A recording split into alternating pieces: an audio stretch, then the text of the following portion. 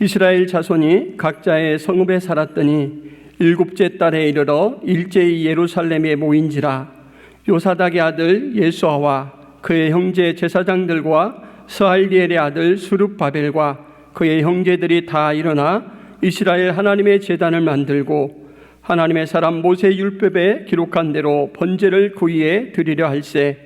우리가 모든 나라 백성을 두려워하여 제단을 그 터에 세우고 그 위에서 아침 저녁으로 여호와께 번제를 드리며 기록된 규례대로 초막절을 지켜 번제를 매일 정수대로 날마다 드리고 그 후에는 항상 드리는 번제와 초하루와 여호와의 모든 거룩한 절기의 번제와 사람이 여호와께 기쁘게 드리는 예물을 드리되 일곱째 달 초하루부터 비로소 여호와께 번제를 드렸으나 그때 여호와의 성전 지대는 미처 놓지 못한지라. 이에 석수와 목수에게 돈을 주고 또 시돈 사람과 두로 사람에게 먹을 것과 마실 것과 기름을 주고 바사왕 고레스의 명령대로 백향목을 레바논에서 요빠 해변까지 운송하게 하였더라. 예루살렘에 있는 하나님의 성전에 이른 지 2년 둘째 달에 스알디엘의 아들 스룹바벨과 요사닥의 아들 예수아와 다른 형제 제사장들과 레위 사람들과 무릇 사로잡혔다가 예루살렘에 돌아온 자들이 공사를 시작하고 20세 이상의 레위 사람들을 세워 여호와의 성전 공사를 감독하게 하매 이에 예수아와 그의 아들들과 그의 형제들과 감미엘과 그의 아들들과 유다 자손과 헤나다 자손과 그의 형제 레위 사람들이 일제히 일어나 하나님의 성전 일꾼들을 감독하니라.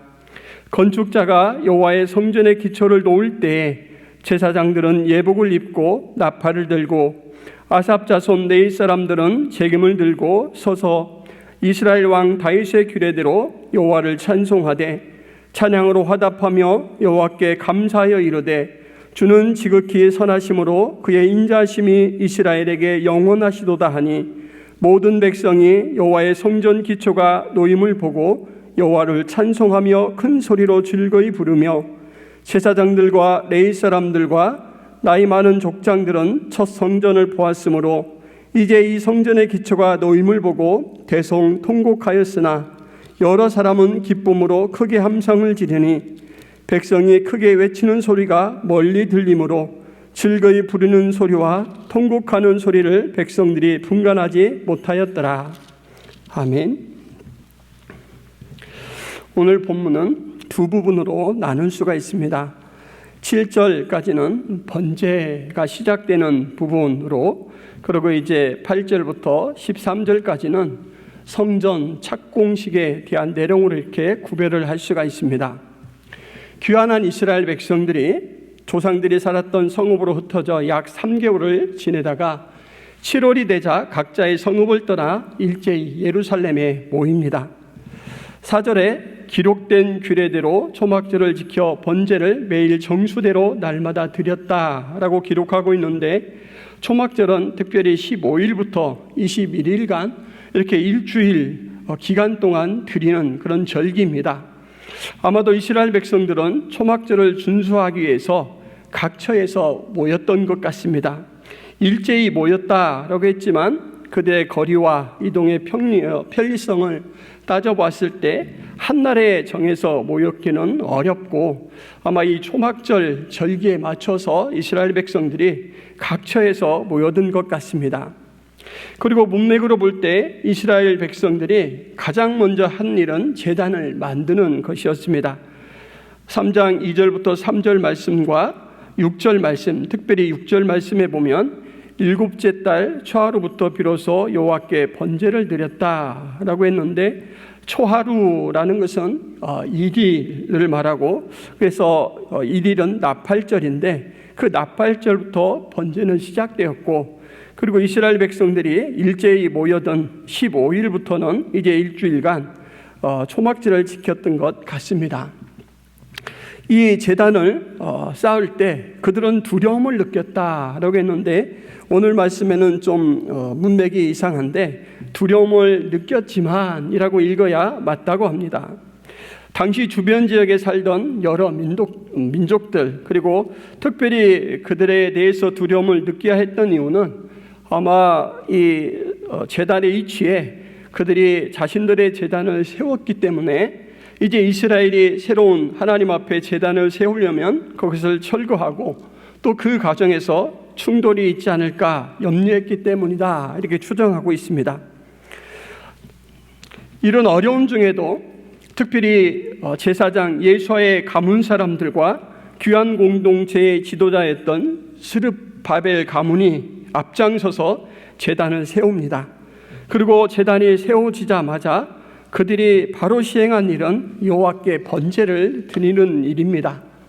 번제라는 것은 제사를 드리는 방식을 따른 명칭인데 제물을 하나도 남김없이 불에 태워서 여호와께 바치는 제사다. 그래서 한자로는 불사를 번자를 써서 번제라 이렇게 말하고 있고, 이 번제는 다양한 종류의 제사들에서 드려지는 방법입니다. 그리고 번제가 이제 의미하는 바는 제사를 지내는 사람의 완전한 헌신을 나타냅니다. 그러니까 이스라엘 백성들이 성전 착공에 앞서서 어려운 가운데서도 제단을 먼저 세웠고, 그 제단이 세워지자마자 번제를 드리기 시작했다라는 것입니다. 그리고 이것은 우리가 매우 좀 주의 깊게 살펴볼 필요가 있는 부분입니다. 성전은 한마디로 세상에 속한 성소라 할 수 있습니다. 히브리서 9장 1절 말씀에 보면 첫 언약에도 섬기는 예법과 세상에 속한 성소가 있더라 라고 해서 성전을 성소라고 표현했습니다. 성소는 다른 말로 말하자면 성역입니다. 그리고 성역이 되는 이유는 다른 이유가 없고 단지 하나님이 그렇게 정하셨기 때문입니다. 성역으로서의 전형을 우리가 광야 이스라엘 백성들과 함께 이동했던 성막에서 찾을 수가 있는데, 이 성막은 하나님이 설계하셨고, 그리고 하나님의 감동을 받은 사람들이 일이 수월하게 이루어지도록 지도를 하였고 또 감독을 하였습니다. 그리고 그 일에 참여한 사람들에 대해서는 여호와께서 지혜와 총명을 부어주셨다라고 이렇게 말하고 있고, 또 그 모든 이제 성막 완성과 또 성물들이 만들어진 다음에는 제사장을 통하여 짐승의 피를 뿌림으로써 하나님이 특별히 구별하셔서 성소와 성물이 되게 하셨습니다. 이처럼 성역이라는 것은 하나님의 특별한 구별하심과 하나님의 영광의 부여하심으로 시작되고 유지되는 것이다 라고 할 수가 있습니다. 그런데 이스라엘에게 성역은 단순히 장소뿐만이 아니었습니다. 레위기 24장에 보면 안식일, 유월절, 무교절, 오늘 나오는 초막절, 또 나팔절, 속죄일, 이런 많은 절기들이 나오는데, 이런 날들에는 하나님께서 노동을 쉬고 하나님께 제사하며 또 성회를 열도록 이렇게 구별하셨습니다. 다시 말해서 하나님께서 여호와의 절기라고 해서 날들을 거룩하게 구별하였다라는 것입니다. 그래서 오늘 3장 5절에서도 보면 여호와의 모든 거룩한 절기 이렇게 표현하고 있습니다. 그 후에는 항상 드리는 번제와 초하루와 여호와의 모든 거룩한 절기의 번제와 사람이 여호와께 기쁘게 드리는 예물을 드렸다. 안식일과 여러 절기들은 시간 속에 구별해 놓은 성역이라 할 수가 있습니다. 날의 성역적 요소는 결코 장소의 성역적 요소에 비해서 그 중요성이 덜하다라고 할 수가 없습니다. 이스라엘 백성들은 이제 귀환하여서 성전을 착공하고 그것을 완성하기까지는 얼마간의 시간이 걸리니까 우선 제단을 회복하고 바로 이 날의 성역을 구별하여서 지키기 시작했다라는 것입니다. 이스라엘 백성들이 이 시행의 우선순위를 이렇게 정하여 함으로써 그들이 성전 공사가 어떤 의미로 인식하고 있는지라는 것을 보여주고 있는데, 그것은 성전이 단지 하나의 중심 어떤 거룩한 요소로서가 아니고, 그래서 건축이 완성되면 성전이 재건되는 게 끝나는 것으로 보지 않고, 그들은 성전이 있든지 없든지 하나님의 백성이라면 당연히 먼저 해야 될 일은 하나님 앞에 제사하는 것. 다시 말해서 신앙의 핵심은 바로 하나님과의 관계이고 하나님과의 교제이고 또 하나님 앞에 신종하며 사는 것이다 라는 것을 보였다라는 것입니다. 성전을 시작하기 전에 하나님이 거룩하게 구별한 날들에 대해서 이제 준수함으로 그들은 장차 시작하고 이루어갈 성전 건축을 그들의 삶의 중심으로 끌어들였습니다. 무슨 말이냐면 성전 공사를 이제 그들이 각처에서 일반 생활을 안정되게 정착해 가면서 때때로 모여서 부차적인 과업으로 말하자면 일상생활과 단절된 상태에서 성전에 이 부여받은 과업을 완수하는 게 아니고 제사를 시작함으로써 이미 성전의 기능, 성전에서 해야 될 그 일들을 일상생활에서 이미 수행하고 있으면서 성전 공사도 그 거룩한 일 속에 그 성전 공사는 삶이고 또 삶의 고갱이다라는 것을 이 우선순위를 이렇게 정함으로써 밝히 보였다라는 것입니다. 여러분, 성경 곳곳에서 성역의 가장 본질적인 대상으로 사람을 언급하고 있다라는 사실을 기억하셔야 됩니다. 에스겔 36장 27절에 보면 또 내 영을 너희 속에 두어 너희로 내 율례를 행하게 하리니 너희가 내 규례를 지켜 행할지라. 하나님의 영을 우리 속에 두겠다 이렇게 말하고 있고, 또 사도행전 2장 18절 말씀에 보면 그때 내가 내 영을 내 남종과 여종들에게 부어주리니 그들이 예언할 것이요. 그래서 요해서에서 하셨던 말씀을 언급하고 있고, 고린도전서 3장 16절에 보면 너희는 너희가 하나님의 성전인 것과 하나님의 성령이 너희 안에 계시는 것을 알지 못하느냐라고 해서 바로 우리가 하나님께서 거하시는 성전이고 우리의 마음이 바로 성소이다, 마음 자소가 바로 성소이다 라는 것을 이렇게 말씀하고 계시다라는 것입니다. 이 성소를 성소되게 성역되게 만드는 것은 하나님을 믿고 따르는 거룩함입니다. 거룩함의 상실은 장소, 날과 마찬가지로 우리에게서도 거룩함이 상실된다면 그 성역은 세속화되는 것이고 이것은 반드시 하나님의 심판을 부르게 됩니다. 말라기 2장 1절에서 2절 말씀에 보면 너희 제사장들아 이제 너희에게 이같이 명령하노라. 만군의 여호와가 이르노라. 너희가 만일 듣지 아니하며 마음에 두지 아니하며 내 이름을 영화롭게 하지 아니하면 내가 너희에게 저주를 내려 너희의 복을 저주하리라. 내가 이미 저주하였나니 이는 너희가 그것을 마음에 두지 아니하였음이라. 로마서 1장 28절 말씀에도 또한 그들이 마음에 하나님 두기를 싫어하며 하나님께서 그들을 그 상실한 마음대로 내버려 두사 합당하지 못한 일을 하게 하셨다. 우리의 마음 자소가 성역의 이 기능을 거룩함을 상실함으로 잃어버렸을 때 하나님께서는 우리를 그에 합당하게 대하신다 이렇게 말하는 것입니다. 구약 성경에 보면 아론의 두 아들 나답과 아비후가 여호와께서 명령하지 아니한 다른 불을 여호와 앞에 분향하다가 그들은 여호와의 단에서 즉사를 합니다. 그리고 마가복음에서 예수님은 성전의 외관을 보고 선생님이여 보소서 이 돌들이 어떠하며 이 건물들이 어떠하나이까 라고 성전의 외향적인 규모를 보고 들떠서 물어오는 제자들에게 내가 이 큰 건물들을 보느냐? 돌 하나도 돌 위에 남지 않고 다 무너뜨려지리라. 거룩함을 상실한 웅장한 성전도 아무 소용이 없고 또 아무리 제사장으로서 위임받은 아론의 두 아들 나답과 아비후라도 그들이 여호와께서 명하시지 않은 다른 불을 가지고 하나님 앞에 나와서 거룩함을 훼손할 때는 그에 합당한 대가를 받게 한다라는 것입니다. 여러분, 우리 신앙의 타락은 송체적으로 일어납니다. 그러나 굳이 차세를 따지자면 먼저는 우리 마음의 성소가 식어지게 됩니다. 우리 안에 있는 거룩한 불이 식어지고 나면 이제 하나님께서 시간 속에 구별해 놓은 성역들을 등한시하게 됩니다.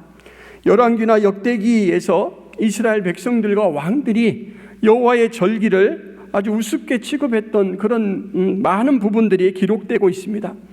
그리고 이제 그것이 계속해서 쌓여가면서 결국은 성소로 구별해 놓은 그 공간적 성전마저도 황폐화되고 버려진다라는 것입니다. 우리가 버리기 전에 하나님께서 버리신다라는 것을 성경에서는 말씀합니다. 그러므로 여러분, 우리는 무엇을 지키려는가? 하나님 앞에 생각할 때 그 최우선순위는 항상 우리의 마음 성소를 지켜야 한다라는 것이죠. 코로나19 사태로 인해서 우리가 몸된 성전에 모이지 못하여 또 성도들 간의 교제도 이렇게 이루지 못하고 있습니다. 그러나 여러분, 이 모이는 성전 이전에 하나님께서는 나를 구별하셨다라는 것을 기억하시기를 바랍니다. 그리고 날 이전에 바로 하나님께서는 우리의 마음에 임재하시고 우리를 성전 삼으셨다라는 것을 기억하시기 바랍니다. 어느 자리에서든지 여러분의 그 마음의 거룩함을 유지하며 하나님 앞에 나아갈 때 우리 하나님께서는 마땅히 성전에 부여하실 그런 영광을 주시고 또 친임재하셔서 그 예배를 받아주신다라는 것을 기억하시기를 바랍니다. 에스겔서에 보면 하나님의 영광이 성전을 떠나가시는데 이것은 이스라엘 백성들이 군사력이 부족하거나 정치를 잘못해서 이루어지는 일이 아니고 바로 거룩함을 잃어버렸기 때문에 이루어지는 일이다라고 기술을 하고 있습니다. 그러므로 우리가 신앙을 회복하려면 먼저 마음의 성소부터 시작돼야 됩니다. 그런 차원에서 오늘 이스라엘 백성들이 성전 착공식을 하기 전에 먼저 이 제단을 쌓고 번제를 시작했다라는 것은 그들이 신앙의 중심이 어디에 있는가, 또 신앙의 정신이 어디에 있는가라는 것을 바로 아는 모습이다라는 것을 우리가 이해할 수가 있는 것입니다. 하나님과의 관계 회복과 신종의 자세의 회복이 진정한 성전의 회복이다. 그리고 성전은 우리와 분리되어 있는 게 아니고 우리가 가고 싶을 때 가고 만나고 싶을 때 만나는 것이 아니라 매일매일 상번제를 드리는 것처럼 그것은 우리의 삶이고 우리의 삶의 가장 안쪽에 위치해 있는 것이다 라는 것을 보였다라는 것입니다. 근데 여러분, 하나님께서는 1장에서 고레스 왕을 감동시켜서 이 일을 이루도록 조서를 내리게 또 공포를 하도록 이렇게 하셨는데 마찬가지로 이스라엘 백성들의 마음도 하나님이 감동시키셔서 그들을 귀환하게 했고 또 성전 재건의 역사를 이루어가게 하셨다라는 것을 알아야 합니다. 학개 1장 14절 말씀에 보면 여호와께서 스알레엘의 아들 유다 총독 스룹바벨의 마음과 여호사닥의 아들 대제사장 여호수아의 마음과 남은 모든 백성의 마음을 감동시키심에 그들이 와서 만군의 여호와 그들의 하나님의 전 공사를 하였다 이렇게 말합니다. 하나님은 각자에게 하나님의 은혜로 감동을 주십니다. 이 시대에 이스라엘 백성들을 감동하셨던 하나님은 오늘도 살아계시고 성령으로 여전히 일하시는 하나님이십니다. 그러므로 우리가 하나님 앞에 주목하고 하나님 앞에 모든 것을 맡기고 하나님 앞에 나아갈 때 하나님은 하나님의 역사를 이루어가도록 우리를 이끌어 주실 것입니다. 하나님의 영이 주도하셔서 우리의 삶의 은혜 가운데 살아갈 수 있는 것이 되고 또 하나님의 거룩한 영광을 드러낼 수 있다라는 것입니다. 바로 성령 안에서 되어지는 일이 바로 신자의 삶이다라는 것입니다. 두 번째 우리가 살펴보아야 될 부분은 에스라 3장이 우리를 끊임없이 언약의 맥락에서 파악하도록 우리를 유도하고 있다라는 것입니다. 우리가 동떨어진 존재가 아니고 또 새롭게 이렇게 하나님 앞에 나온 존재가 아니고 포로 이전에 이스라엘과 너희는 하나다. 그리고 이제 오늘 우리와 연관되자면 그 구약부터 하나님의 은총 가운데 살아갔던 그 하나님의 백성의 모습이 바로 너희들의 모습이다 라고 우리에게도 말씀하신다라는 거죠. 그 증거를 이제 잠깐 살펴보도록 하겠습니다. 1절 말씀에 보면 일곱째 달에 그들이 모였다라고 했는데 일곱째 달은 7월 1일은 나팔절이 있고 또 10일은 대속죄일이 있고 아까 말씀드렸듯이 15일부터 21일까지는 이제 초막절이 있습니다. 특별히 초막절은 이스라엘 백성을 인도하여서 광야를 통과하게 하신 하나님이 인도하심을 기념하여서 그들이 이제 밖에서 야영을 하면서 그 하나님의 구원의 은혜를 다시 한번 되씹고 감사를 드리는 그러한 절기입니다. 모세 시대 때 말씀하셨던 이 절기들을 이제 지킬 수 있도록 특별히 일곱째 날에 그들을 일제히 모이도록 하나님께서 이끌어 주셨습니다. 그래서 이 모든 이제 절기나 이런 부분들이 70년이 지난 이 포로 이후의 세대와 이전의 세대가 하나다라는 일치성을 보여주고 있다라는 거죠. 그리고 모세의 율법대로 그들이 초막절을 지켜 번제를 매일 정수대로 드렸다 이렇게 말합니다. 그들이 임으로 정해서 넉넉하다고 많이 드리거나 가난하다고 적게 드린 게 아니고 하나님이 지정해 주신 그 수효대로 그 방법대로 드렸다라는 것입니다. 비록 이 포로기라는 고난의 시기는 있었지만 그들이 하나님의 말씀을 듣고 하나님 앞에 순종하는 기준은 바로 하나님에게로부터 나온 것들, 하나님께서 계시해 주신 것들이라는 점에 대해서는 조금도 어긋남이 없었다라는 것이죠. 그리고 3절에 제단을 이제 만들었다라고 할 때 그 터 위에 만들었다라고 할 때 이 그 터라는 것은 이 그라는 것은 이미 정해져 있는 그 부분을 이야기하는 건데 이것은 솔로몬 성전 때 바로 그 제단의 위치를 말합니다. 역사를 거슬러 올라가면 이 성전의 위치는 다윗이 인구 조사를 하다가 심판이 이제 하나님 앞에 내려오게 되는데 그 심판이 멈추어지게 된 장소입니다. 역대상 21장 15절 말씀에 보면 하나님이 예루살렘을 멸하러 천사를 보냈더니 천사가 멸하려 할 때에 여호와께서 보시고 이 재앙 내림을 누이치사 멸하는 천사에게 이르되 족하다 이제는 내 손을 거두라 하시니 그때 여호와의 천사가 여부수 사람 오르날의 타작마당 곁에 섰다라고 말했고 그리고 후에 천사의 명령을 받은 선지자 가세의 지시대로 다윗은 이곳에 제단을 쌓습니다. 역대상 21장 18절 말씀에 보면 여호와의 천사가 가드에게 명령하여 다윗에게 이르시기를 다윗은 올라가서 여부수 사람 오르날의 타작마당에서 여호와를 위하여 제단을 쌓으라 하신지라. 구원의 은혜, 심판이 멈추는 그런 은혜의 장소가 바로 이들이 오늘날 제사 드리는 그 장소로 택해졌다라는 것입니다. 그리고 더 역사를 좀 더 거슬러 올라가면 아브라함 이삭을 바치려 했던 그 모리아 산이 바로 이곳입니다. 역대하 3장 1절 말씀에 보면 솔로몬이 예루살렘 모리아 산에 여호와의 전 건축하기를 시작하니 그곳은 전에 여호와께서 그의 아버지 다윗에게 나타나신 곳이요 여부수 사람 오르난의 타작마당에서 다윗이 정한 곳이라. 하나님께서는 어디서 하나님을 만나야 할지 이것을 미리미리 정해놓으시고 이 시대와 역사가 흘러갈지라도 변치 않고 그것이 존속되고 유지되도록 이렇게 이끌어 주셨다라는 것이죠. 그리고 솔로몬의 성전이 지어지는 그 과정과 오늘 이제 스룹바벨이 주도해서 짓는 성전에 이 비슷한 유비를 통해서 언약 백성으로서의 이제 포로 전과 포로 후 세대가 하나다, 일치된다라는 것을 보이는데 7절 말씀에 보면 이스라엘 백성들이 이제 이방인들까지 동원해서 백향목을 운반해오고 일에 참여를 시킵니다. 이것은 솔로몬이 처음 성전을 지을 때도 있었던 그런 모습입니다.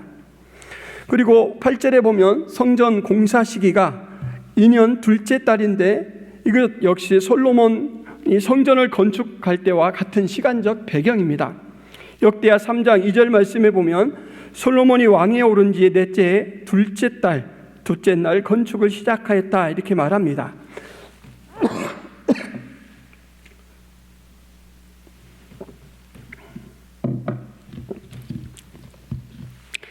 특별히 8절에서는 20세 이상의 레위 사람들을 세워 여호와의 성전 공사를 맡겼다라고 합니다. 여러분, 레위인이 성전 공사를 맡았다. 레위인은 특별히 하나님의 성전에 관한 일들을 이제 주관하도록 하나님께 택함 받은 사람들입니다. 그러니까 레위인들이 이 성전 감독을 할 때 그들은 자신들이 가지고 있는 기준이 아니고 바로 하나님의 기준을 숙지하고 하나님의 기준으로 이 감독을 시행한다라는 것이죠. 그런 점으로 볼 때 이 레위인들은 하나님이 계시하신 규례의 연장이다라고 할 수가 있습니다. 10절에 보면 이 성전 이제 착공식을 할 때 이스라엘 사람들이 보이는 여러 태도가 나오는데 그 중에 이스라엘 왕 다윗의 기례대로 여호와를 찬송하게 했다 말합니다. 다윗이 여호와의 성전에서 찬송할 사람들을 택하고 그들에게 그 임무를 주었는데 바로 그러한 자손들이 그 일을 진행하고 있습니다. 그리고 또 직무 수행을 주관하는 이 제사장 또한 전통적으로 그 아론의 대제사장으로서의 계열을 받은 그러한 제사장입니다. 심지어는 성전 착공의 분위기, 기쁨과 자발성이 넘치는 이 분위기마저 성막을 지을 때 모습, 그리고 솔로몬이 성전을 지을 때의 모습입니다. 어느 것 하나 하나님께서 처음 이스라엘 백성들을 택하시고 만나주셨던 그 사랑의 대상과 어긋남이 없고 달라짐이 없습니다. 여러분, 이렇게 보시면 참 이해가 쉬울 것입니다. 이스라엘 백성이 여호와의 성전을 건축하고 있습니다. 그런데 이것을 영어에서는 비긴으로 이렇게 표현을 하고 있습니다. 스타트라는 말도 시작으로 쓸 수 있고 비긴이란 말도 시작으로 쓸 수 있는데 비슷하지만 약간의 차이가 있다라고 합니다. 스타트는 정지 상태에서 막 움직임을 시작하는 것을 나타낼 때 주로 쓰이고, 미묘한 차이지만 비긴은 움직이는 그 상태보다는 그것이 이제 어떻게 진행되고 끝나는 이 과정 속에서 인식하도록 만드는 이렇게 그 뜻을 전달해 주도록 하는 그런 단어라고 합니다. 그래서 그에 반대되는 말을 보면 쉽게 이제 구별을 할 수가 있는데, 비긴의 반대는 끝나는 end이고 스타트의 이 반대는 멈추는 stop이죠. 그래서 이 비긴이라는 것은 지금 이스라엘 성전이 건축되는 이 시작, 8절에 말하는 이 시작 부분으로 보자면 이미 구약시대 때부터 하나님이 만지시고 택하시고 붙들어 주시고 인도하신 그 과정 속에서 잠시 헐어졌던 그 성전을 이제 다시 착수하는 것, 그것을 지으려고 착수하는 것이고, 이것은 반드시 하나님의 보호하심과 인도 가운데 엔드라는 최종 목적지를 향해 간다라는 것이죠. 여러분, 이스라엘 백성들이 이 성전 건축을 시작했고 진행해 가는데 그 이스라엘 백성들을 둘러싸고 있는 또 다른 시작이 있죠. 바로 하나님께서 시작하셨다라는 것이죠. 에스겔서에 보면 성전에서 하나님의 영광이 떠나지만 그 같은 에스겔서에서 이스라엘의 회복을 말씀하시는 장에서는 다시 하나님의 영광이 성전으로 돌아오는 것을 또 환상 가운데 묘사를 해줍니다. 그리고는 돌아왔던 그 문을 닫아버립니다. 다시는 나갈 일이 없을 것이다 라는 거죠. 하나님이 전체 구원의 역사를 진행해 가는데 이스라엘 백성들이 죄를 짓고 넘어지고 그럴 때는 정화를 위해서 하나님이 또 다른 과정으로 훈련을 시키고 연단을 시키지만, 그래서 잃었던 것을 새로 시작하고 있지만 그 이스라엘을 하나님께서는 큰 하나님의 시작하심과 마치심 계획 그 안에서 붙들고 계시다라는 것이죠. 그래서 하나님은 이렇게 성전을 건축하고 있는 이스라엘 백성들을 독립된 존재가 아니고 바로 그 언약의 맥락 안에서 너는 내가 붙드는 나의 사랑하는 친백성이다 라는 것을 보게 이끄신다라는 거죠. 오늘날 우리가 바로 이 언약 안에서 그 백성들과 하나라는 사실을 기억하시기를 바랍니다. 성도를 자석에 비유한다면 항상 그 자기를 가지고 있는 연구 자석이 아니고 이제 때때로 전류가 공급될 때 자성을 가지는 전자석으로 이렇게 비유를 할 수가 있습니다. 우리 스스로는 아무것도 아닙니다. 아까 말씀드렸듯이 우리가 성소가 되고 성역이 되기 위해서는 하나님의 구별하심과 하나님의 영광의 부여하심, 그리고 하나님의 붙드심이 있어야 된다라는 것이죠. 그런데 그것도 우리 편에서 시작할 수가 없고 하나님이 은혜로 우리를 붙들어 주셨기 때문에 가능한 것입니다. 아까 감동이라는 말씀을 통해서 하나님이 이스라엘의 회복도 그러한 하나님의 주도하신 가운데 이루신 일이다 라고 말씀드렸는데, 그러면 이스라엘 백성들은 할 일이 아무것도 없는가? 그렇지 않습니다. 이스라엘 백성들은 하나님이 그러한 분임을 알고 또 하나님의 그러한 은혜를 어떻게 하면 잘 통하고 흘러가게 할까라는 부분에 이제 또 안목을 가지고 그 통찰을 적용하고 시행해야 될 그런 또 의무가 있는 것이죠. 오늘 이스라엘 백성들은 무엇으로서 그 일을 이루어가냐 하면은 성전 이 제단이 완성되자마자 그들이 시작하고 멈추지 않는 번제로 그 일을 이루어갑니다. 여러분, 번제를 드렸다라는 그 언급을 보면 매일 아침 저녁으로 드리는 번제를 계속해서 드렸다. 그리고 이제 초막절에 정해진 이 규례대로 정수의 제물을 드렸다. 그리고 끝나고 나면 바로 또 계속해서 매일 아침 저녁으로 드리는 그 상번제를 이어갔다, 이렇게 말합니다. 번제를 일성화시키고 규정화시키고 또 때때로 다가오는 그 절기의 번제를 드림으로써 그 제사가 항상 살아있게 하고 하나님과의 관계가 살아있게 하고 또 절기를 통하여 하나님이 만나주신 그 의미를 구체적으로 되새기고, 그리고 말씀 뒷부분에 보면 자원하는 제사도 연속해서 진행하게 하였다, 이렇게 말합니다. 매일 드리는 번제는 우리를 하나님 중심으로 그 좌표를 이끌어갑니다. 그리고 우리의 방향을 하나님을 바라보게 이끌어 주십니다. 담임 목사님께서 설교해 주신 대로 세상을 향한 우리의 욕구를 끊고 하나님에 대한 욕구를 불러일으키는 바로 그런 작용을 하는 것이 바로 이러한 상번제입니다. 오늘로 말하자면 주어진 공예배를 계속해서 성실하게 드리는 것, 또 기도를 하나님 앞에 날마다 수행하는 것, 말씀을 꾸준히 읽는 것, 이 모든 것들이 우리를 그러한 기능을 할 수 있도록 또 타락하지 않도록 붙들어주는 역할을 한다라는 것입니다. 마치 노아의 방주의 역청처럼 우리의 신앙의 느슨한 틈을 메워서 우리를 심판의 홍수와 같은 위험에 침투하지 못하도록, 그 위험들이 침투하지 못하도록 우리를 지켜줄 장치들이죠. 우리는 생활의 모든 구심점을 하나님께 둘 수 있도록 할 수 있는 방법을 찾아야 됩니다. 하나님은 수도 없는 방법들을 이미 우리에게 주셨습니다. 스스로 찾고 적용하셔야 됩니다. 그래서 항상 언약 중심 안에서, 그리고 여호와께서 감동해 주시는 성령의 은혜 안에서 살아가야 합니다. 마지막으로 우리가 10절부터 13절에 기록되고 있는 성전 착공 현장에 대한 묘사를 좀 살펴보려고 합니다. 이 부분에서 가장 부각되는 두 가지 이미지는 바로 시각적 이미지와 청각적 이미지입니다. 시각적 이미지를 보자면 이 현장에는 첫째, 기초공사 기술자들이 있습니다. 예복을 입고 나팔을 든 제사장들이 있고 재금을 든 아삽 자손 레위 사람들이 있고 늙은 제사장, 레위인, 또 늙은 족장들이 있습니다. 그리고 모든 백성들이라고 집단으로 언급한 이스라엘 백성들이 있습니다.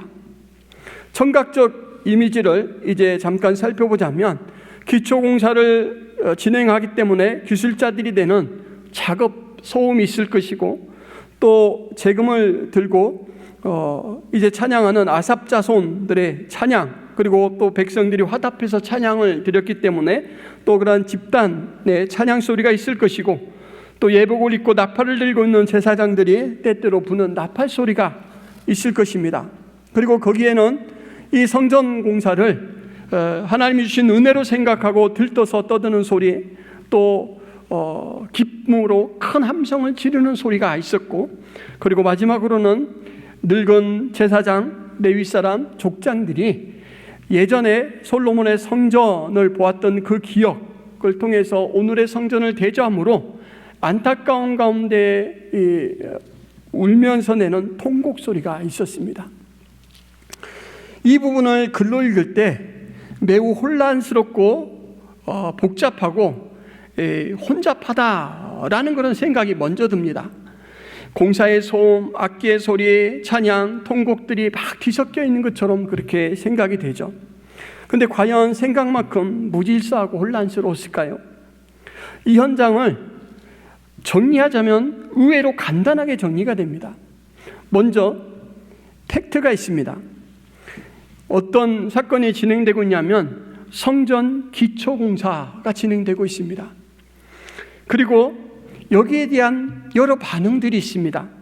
직업 군별들로 누구는 예복을 입고 나팔을 부는 것으로, 또 누구는 악기를 들고 찬양하는 것으로, 또 누구는 직접 참여해서 공사를 진행하는 것으로, 그리고 많은 백성들은 그것에 동참하는 것으로 그렇게 반응을 하고, 또 세대별로 정서적 반응이 있습니다. 예전에 솔로몬의 성전을 보았던 사람들은 그걸 대조하면서 울고 안타까워하고, 우리가 이 성전이 허물어지게 했던 그 잘못을 돌아보며 또 다시 회개를 하고 통탄해야 할 것이고, 그런 반응, 그리고 이 세대별, 직업별 모인 사람들이 공통적으로 가지고 있는 하나의 이 공통점이 있는데, 그것은 무엇이냐면 하나님의 선하심과 인자하심에 대한 확인과 감사의 집단적 찬양입니다. 말하자면 성전 기초공사라는 사실이 진행되고 있고, 그 주변을 여러 반응들이 나오고 있는데, 그 반응들의 끝과 처음을 감싸고 있는 것은 오늘 날까지 우리를 인도하신 하나님의 성품은 선하시고 그는 인자하시다라는 공감과 동의라는 것이죠. 여러분, 복잡하지 않고 혼란스럽지 않습니다. 이 현장에는 너는 왜 우리처럼 안 해? 라고 하는 저지나 반대가 전혀 없습니다. 감사와 환희와 회개가 개인 또는 집단으로 자연스럽게 표출됩니다. 그러면서도 하나님의 선하심과 인자하심을 찬양의 주제로 삼아서 집단적으로 함께 하나님에 대한 이해와 합의를 가지고 하나님께 영광을 돌리는 모습이 있습니다. 한 사건 현장에 전개된 기쁨의 환호와 통곡이라는 이 양면적 상황이 여러분 당황스럽게 여길 필요가 없습니다. 신앙의 대상은 개인이든 공동체든 다양한 상황 속에서 적응하고 훈련하며 성장해 나갑니다. 공동체 속에서도 누구는 기뻐하고 누구는 아파하며 그러는 가운데 하나님의 일을 이루어가고 또 그 가운데 성장해 갑니다. 그리고 이 모습은 개인 신앙의 적응에도 마찬가지입니다. 지금 하나님 앞에 자란 이 부분에 대해서는 참 감사하고 이렇게 하지만, 놓친 부분에 대해서는 또 안타까워하고 통해하는 눈물을 보이고, 그러나 이 두 부분이 함께 상반된 모습이지만 내 안에 있고, 그것들은 나를 자라게 하고 나의 정체성을 돌아보게 한다라는 것이죠. 이 일반적인 신앙생활에서도 이 상반된 모습은 자연스러워야 합니다. 여러분, 오늘 마지막 절에 보면 즐거이 부르는 소리와 통곡하는 소리를 백성들이 분간하지 못하였더라 이렇게 말합니다. 부조화 속에 조화를 엿볼 수가 있습니다. 아무리 큰 나무라도 그 뿌리는 부드럽고 연약합니다. 그러나 그 연약하고 부드러운 뿌리가 돌같이 딱딱한 땅을 뚫고 바위를 쪼개며 생명의 일부분을 감당합니다. 아무리 강대한 나무라도 이 연한 뿌리를 가지고 있습니다. 그리고 그래야 건강한 나무라 할 수 있다라는 것이죠. 여러분, 우리는 항상 신앙의 여백을 둘 필요가 있습니다.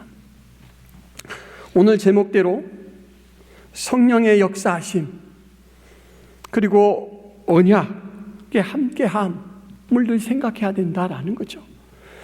우리가 단절해서 속단하면 실수하기 쉽습니다.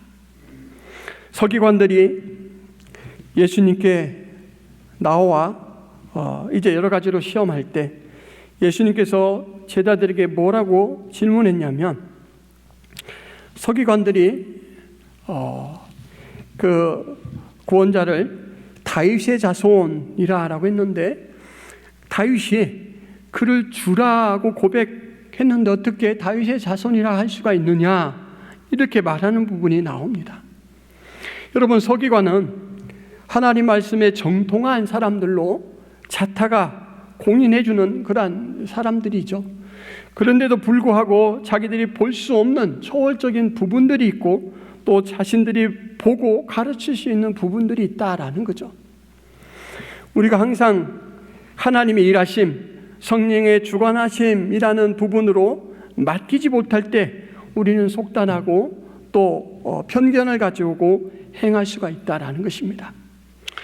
이렇게 무질서 한가운데 진행되는 것 같을지라도, 그리고 통곡하는 사람들이 볼 때 예전 성전에 비하면 정말 초라하다 이렇게 말할지라도, 여러분, 그것이 그 사람들이 품은 생각이지 하나님은 그렇지 않다라는 것을 학개서 2장 9절에서는 확인시켜 줍니다. 학개서 2장 9절 말씀에 보면 이 성전의 나중 영광이 이전 영광보다 크리라, 만군의 여호와의 말이니라. 내가 이곳에 평강을 주리라, 만군의 여호와의 말이니라. 이렇게 말합니다. 세상에 세워진 것들은 시간이 가면 낡고 또 바꾸어야 할 때가 옵니다. 그러나 하나님은 이 세상의 환경을 통해서 우리를 보지 않습니다. 하나님은 더 큰 계획으로, 바로 비긴, 하나님의 비긴으로 우리의 비긴을 부모 안으시고 우리를 인도해 가신다라는 거죠. 부분적인 것, 이미 지나간 것에 사로잡혀서 오늘날 신앙에 발목이 잡히는 일이 없도록 해야 될 것입니다. 여러분, 하나님은 오늘도 성령으로 우리를 인도하십니다. 그러므로 우리는 성령 안에 살아가고 있습니다. 마찬가지로 하나님께서 계속해서 보여주셨던 언약의 중심으로 우리를 이끌고 계십니다. 이미 계시하신 말씀을 통해서 하나님 앞에 더 가까이 나가는 방법도 보이셨고, 또 그렇게 돌아오도록, 그렇게 방향을 잡도록 여전히 우리 가운데 일해 주십니다. 오늘도 그 하나님을 인식하시면서 하나님을 실제적이고 현실적으로 믿고 의지하시는 여러분들이 되기를 바랍니다. 잠깐 기도하겠습니다. 하나님 아버지, 에스라 3장을 통하여서 신앙의 중심이 무엇인가, 성전의 참 회복이 무엇인가에 대해서 저희들이 살펴보았습니다. 건축물로서의 성전이 아니고 하나님과의 관계와 하나님을 참으로 신뢰하며 하나님 앞에 의뢰하는 그 신앙적 자세야말로 참된 회복인 줄을 저희들이 압니다. 하나님 아버지, 우리가 다른 것이 아니라 마음을 지키는 일에 하나님 아버지 실패하지 않도록 도와주옵소서. 우리로서는 하나님 이 일을 완성할 수 없사오니 주의 성령으로 인도하여 주시옵시고 날마다 주의 언약으로 우리의 길을 지켜 주시옵소서. 또한 하나님 아버지, 우리가 여러 모습들이 교회 안에서, 우리 안에서 이루어진다고 해서 하나님 당황하거나 낙담해하지 않도록 도와주옵소서. 우리를 여전히 이끄시고 우리의 실패조차도 우리를 훈련하시고 발전해 가도록 사용하시는 우리 주님이 우리 앞에 있음을 기억하게 하여 주옵소서. 우리가 할 수 있는 한 우리와 만나주신 그 하나님의 성품, 선하심과 인자하심을 마음껏 찬양하며 하나님이 주신 때를 기쁨과 감사함으로 살아갈 수 있도록 도와주옵소서. 하나님 아버지, 주님께서 예비해 주신 교회와 성도들에게 하나님 아버지 참된 믿음의 교통을 나누며 함께 성장해가는 은혜가 있도록 도와주옵소서. 예수 그리스도의 이름으로 기도하옵나이다. 아멘.